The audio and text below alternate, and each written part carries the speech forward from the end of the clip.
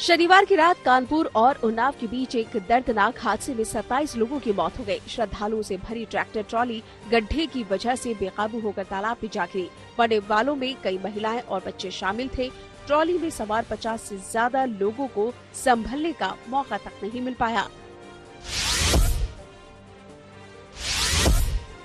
कोरथा गांव के ये लोग फतेहपुर में चंद्रिका देवी मंदिर से लौट रहे थे। हादसे की बड़ी वजह हाईवे के किनारे 2-2 फुट के गहरे गड्ढे थे। ऐसे ही किसी गड्ढे में ट्रैक्टर का टायर पलट गया और इसके बाद ये बेकाबू होकर ट्रॉली समेत तालाब में जा गिरा।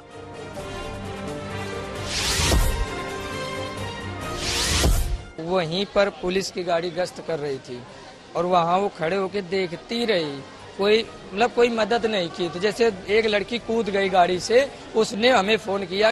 पुलिस वहाँ खड़ी रही, बगल में जेसीबी थी, बगल में ट्रैक्टर थे 4-4, 10-10। अगर चाहते लोग तो टाली जैसे पलटी थी तुरंत खींच के पलटाई जा सकती थी और सबकी जान बचाई जा सकती। किसी ने नहीं। हम लोग मोटरसाइकिल से लेके आए, एम्बुलेंस को फोन किया, एम्बुलेंस एक आई और उसके बाद आके डाल के रास्ते पे खड़ी हो गई। आनन फानन में कानपुर से लेकर लखनऊ तक के आला अधिकारी मौके पर पहुंच गए। एसडीआरएफ की टीमों ने मौके पर पहुंचकर राहत और बचाव का काम शुरू कर दिया।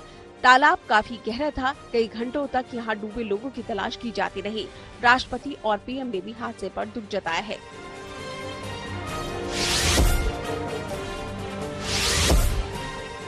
कानपुर में बीती रात एक और बड़ा हादसा हो गया। ट्रक और ट्रैक्टर की टक्कर में 5 लोगों की मौत हो गई। ट्रैक्टर में सवार लोग माता विंध्यावासिनी देवी के मंदिर जा रहे थे। हादसे में 7 लोग घायल हो गए।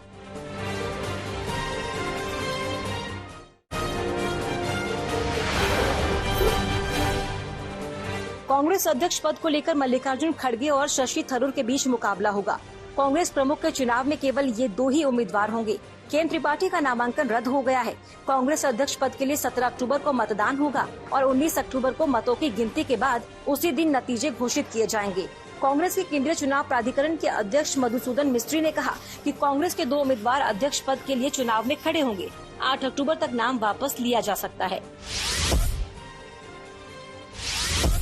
प्रधानमंत्री नरेंद्र मोदी ने शुक्रवार को देश में 5G नेटवर्क का शुभारंभ किया। इस दौरान प्रधानमंत्री मोदी ने इसे डिजिटल इंडिया और आत्मनिर्भर भारत की दिशा में बड़ा कदम बताया। इस दौरान पीएम मोदी ने विपक्ष पर भी निशाना साधते हुए कहा कि कई लोगों ने मेरे आत्मनिर्भर भारत के सपने का मजाक उड़ाया। लोग सोचते थे कि तकनीक गरीबों के लिए नहीं है, लेकिन मुझे विश्वास था कि तकनीक हर घर तक पहुंच सकती है। आज टेलीकॉम सेक्टर में जो क्रांति देश देख रहा है, वो इस बात का सबूत है कि अगर सरकार सही नियत से काम करे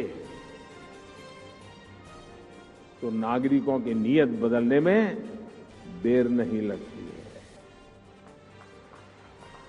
2G की नियत और 5G की नियत में यही फर्क है, देर आए दुरुस्त आए। देश के कुछ शहरों में 5G नेटवर्क शुरू होने के बाद इस बहाने सियासत भी शुरू हो गई। समाजवादी पार्टी के अध्यक्ष अखिलेश यादव ने 5G को लेकर बीजेपी पर निशाना साधा। एसपी प्रमुख अखिलेश यादव ने ट्वीट किया, जिसमें उन्होंने लिखा कि बीजेपी के राज में जनता को 5G पहले से ही मिल रहा है।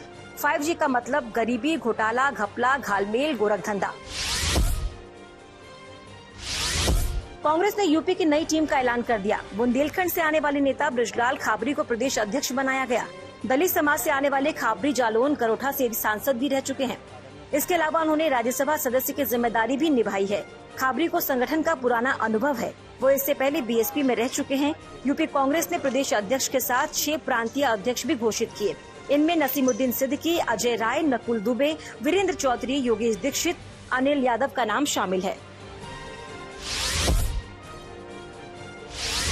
दिल्ली में सर्दियों के मौसम में होने वाले प्रदूषण को देखते हुए केजरीवाल सरकार ने बड़ा कदम उठाया। अब दिल्ली में बिना पॉल्यूशन सर्टिफिकेट वाले वाहनों को पेट्रोल डीजल नहीं मिल सकेगा। दिल्ली सरकार ने वायु प्रदूषण की रोकथाम को लेकर विंटर एक्शन प्लान लागू किया। इसके तहत अगर आपके पास अपने वाहन का पॉल्यूशन चेक सर्टिफिकेट नहीं है तो आप ईंधन नहीं भरवा सकेंगे। दिल्ली सरकार का यह फैसला 25 अक्टूबर से प्रभावी हो जाएगा।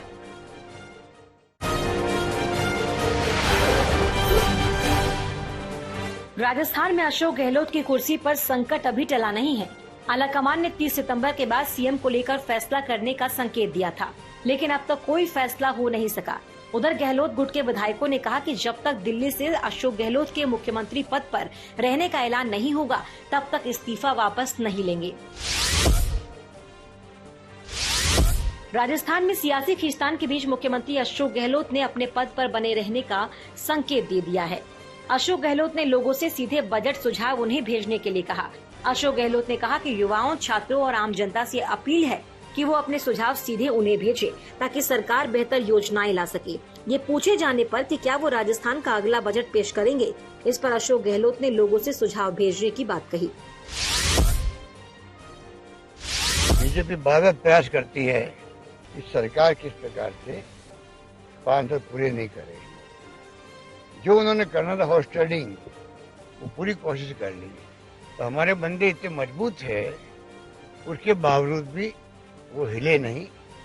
देखिए आप, सरकार पहले बच गई, अभी मजबूत है। 5 साल हम पूरे करेंगे और मैंने कहा छात्रों और युवाओं के लिए बजट प्रस्तुत करेंगे।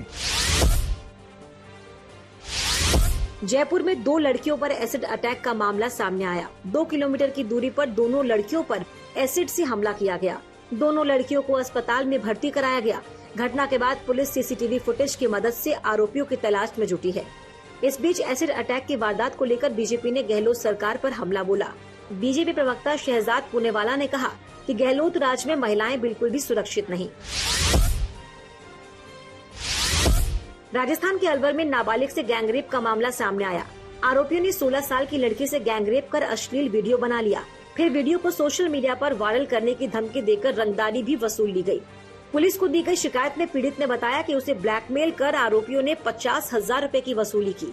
सभी आरोपियों की उम्र 20 वर्ष के आसपास बताई जा रही है। पुलिस ने केस दर्ज कर आरोपियों की तलाश शुरू कर दी। गुजरात में विधानसभा चुनाव को लेकर आम आदमी पार्टी ने जोर लगा दिया। दिल्ली के सीएम अरविंद केजरीवाल लगातार दौरे कर रहे हैं। केजरीवाल ने गुजरात की जनता से एक मौका देने की अपील की। केजरीवाल ने नर्मदा का पानी कच्छ में चारों तरफ पानी लाने का वादा किया। उन्होंने दिल्ली और पंजाब की जीत के रिकॉर्ड तोड़ने की अपील की। आज भी गुजरात में कई कार्यक्रम में केजरीवाल हिस्सा ले रहे हैं। पीएफआई पर बैन के बाद लगातार रेड जारी है। चेन्नई में पीएफआई हेडक्वार्टर को सील कर दिया गया। तमिलनाडु और केरल सरकार ने अधिसूचना जारी कर पीएफआई और उससे संबंधित संगठनों को अवैध घोषित किया। इसी बीच सूत्रों के मुताबिक एनआईए की रिपोर्ट में पीएफआई से केरल में आरएसएस नेताओं को जान का खतरा है, जिसके बाद केरल के आरएसएस के 5 नेताओं को केंद्र सरकार ने सुरक्षा मुहैया कराई है।